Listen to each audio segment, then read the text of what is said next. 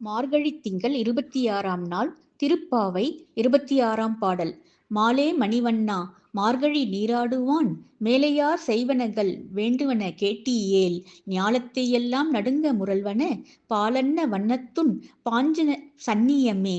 போல்வன சங்கங்கள் போய்ப்பாடு உடையனவே சாலப் பெரும்பறையே பல்லாண்டு இசைப்பாரே கோல விளக்கே கொடியே விதானமே. ஆலின் இலையாய் அருளேலோர் எம்பாவாய். விளக்கம்: பக்தர்களிடம் பேரன்பு கொண்டவனே, அவர்கள் வினை தீர்க்க வந்துதித்த எம்பெருமானே, சிறப்புமிக்க நீலக்கல் போலும் நிறம் கொண்ட எழிலனே, எங்கள் மூத்தவர்களின் அடியொற்றியே நாங்களும் நடக்கிறோம். இந்த நோன்பை நிறைவேற்றுவதற்கு உரிய இடத்தை அருள்வாயாக.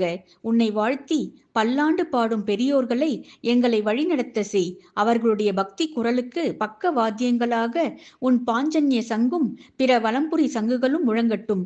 நோன்புக்குரிய மங்கள தீபங்களையும் கொடிகளையும் தந்து அருள வேண்டும் கண்ணா. பாஞ்சன்ய சங்கு உன் கைக்கு வந்ததும் ஒரு அற்புதமே அல்லவா?